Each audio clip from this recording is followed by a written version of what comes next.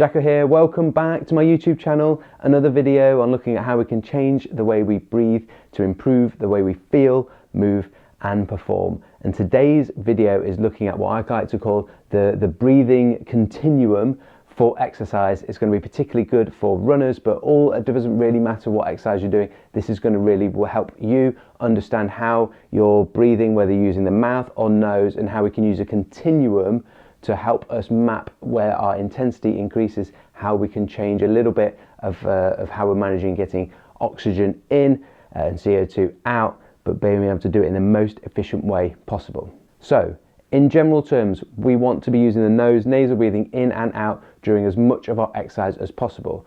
But for any of us that are trying to really push our boundaries, and it might be that particularly if you're like a professional athlete, there's going to be periods where, okay, in your warm-up you might be able to do nasal breathing, but when you go into the real thick action of it, you just can't maintain that high level of intensity. And we don't want you to lose the level of intensity either in your performance or when you're training. There's going to be elements where you need to be able to push further, and we totally appreciate and understand that. So the continuum is going to work like this.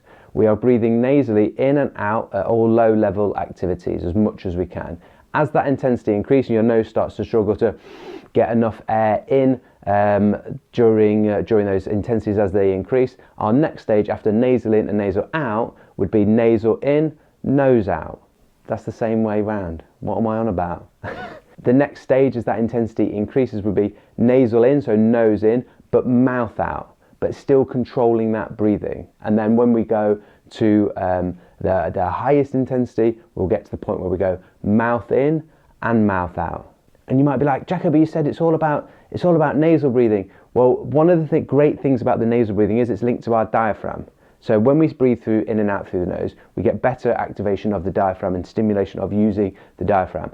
If you've been working, there's another video, I'll put it around here somewhere on one of the sides, about the quality of our breathing, being able to use the ribs to open up and use the diaphragm. If we can train ourselves and our breathing habits to be using the diaphragm and letting those ribs articulate out nicely on the inhale and coming back together on the exhale, so we have that nice depth of breath, then we can create larger breaths that are slower and the very opposite of that fast panting that we get normally associated to mouth breathing. Why is this important? Well, when we take lots of breaths per minute, so fast, shallow breathing from the upper chest, every breath we take, there's about 150 milliliters of air that doesn't get used. It's called dead space within the lungs. So the less breaths we can take per minute, the less air we're losing to that dead space. So for example, if I was taking 20 breaths per minute because I was going quite fast, 20 times 150 milliliters would be 3 liters per minute that is lost to dead space. It's unusable for me. If I can drop that down to 10 breaths per minute, then it's 10 times 150, so only 1.5 liters of air lost to dead space. So we've halved it. So long as I'm increasing the size of my breath in proportion to bringing the breathing rate down, I'm going to be getting more air and more oxygen into the lungs and then therefore into the blood and into the cells by slowing my breathing rates down.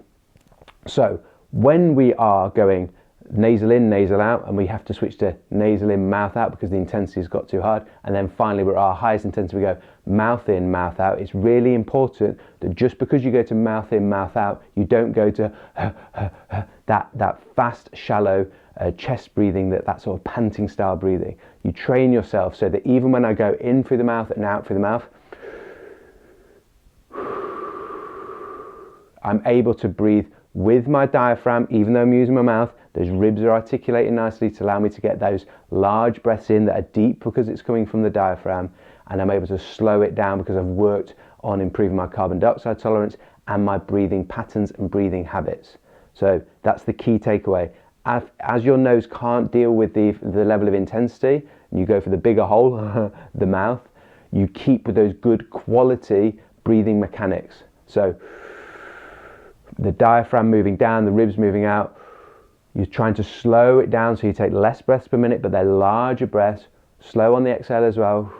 You try to be in control of your breathing. Don't let your breathing start to control you, because that fast panting breath is not only is it less efficient for getting oxygen into the lungs, because we lose a load more air to dead space, and it's not as efficient getting that oxygen actually into the working cells. It's also linked to our stress response, so you're going to be more stressed when you're going along. And that's probably the other thing just to mention of if you stay on nasal when it's like really difficult and you're making it stressful for yourself as your intensity of exercise increases, that's not going to be good either. So we don't want to be stressed out by sucking air in and by, oh, I'm struggling to keep this in, but trying to stay on it.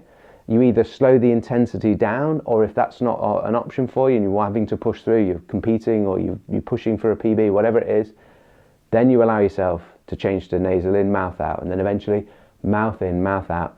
But as I said, with those good quality breathing mechanics, diaphragm moving down, ribs moving out and back in, and taking larger, slower breaths that allow you to get more oxygen into the cells where they're needed, so you can keep going for longer, less breathlessness, less fatigue, and feeling better and recovering faster. So I really hope that helps you. Lots of practical stuff that you can take away in this one, as I try to do with all of these videos. If you've got any questions, put them in the comments below. Really want to hear how you're getting on with this. This can be an absolute game changer for you with your training. Stick with it. You'll find that as you improve your nasal breathing and the quality of those breathing mechanics and breathing habits, link those two things together, you'll find that actually you'll be able to work at a much higher intensity before you have to switch to mouth breathing. And that's going to then be a good thing. So as ever, thank you for watching. Any questions about anything else at all, put them in the comments below. If you want to email me directly, my email is davidjacksonfitness@gmail.com. I've got some online small groups, 4 to 6 to sometimes 8 people in these little small groups that I run over Zoom, where you get to work with me as part of a group to work on your breathing habits and mechanics. I've got 2 options now where we've got like a basics where we work for 3 weeks on some of the just for building up the foundation, and then I've got a more sort of advanced or application where it's building on top of that. If you're interested, email me davidjacksonfitness@gmail.com and I will send you all of the details and how to sign up. Before I sign off, if you haven't yet subscribed, wherever the subscribe button is, it might be up there. Hit subscribe and I'll see you in the next video.